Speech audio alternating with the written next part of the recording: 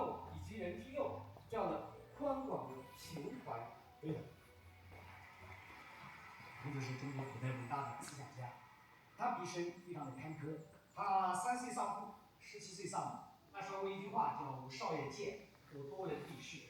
为了生活，他做过仓库的保管员，看管过牛羊，后来甚至他做了很大的官。但是呢，为了理想，他最后又辞官。后来到了50多岁，离开鲁国，开始周游列国。这一周游就是14年。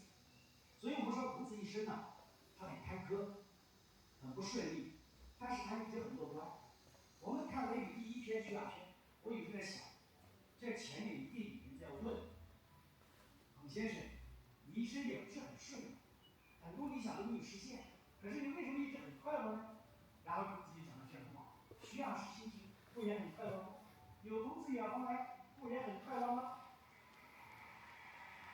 孔子晚年啊，他曾经总结这个人生历程：50用武而志于学，30而立，40而不惑，50而天命，60而顺，70而从心所欲，不逾矩。后来，相传孔子弟子3000，他的构图啊，几乎遍布当时的各个诸侯国。对，我最感兴趣的是什么呢？就是孔子跟学生之间的这个关系。孔子他怎么教学？就是有教无类嘛，因材施教。你比方说子贡啊，那是孔子学生里最有钱的呀。那孔子跟他说什么？哎，富人好义家，钱可是才是学生里最穷的人，但是穷也可以自由发展，也可以发展学呀。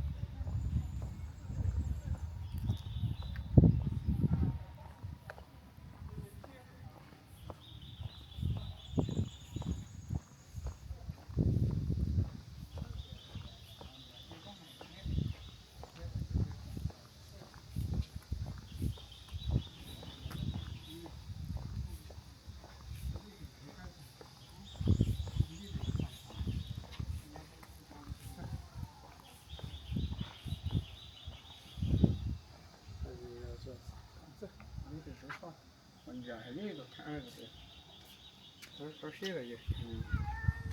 这是你那个叫？聪明啊，可以，没错。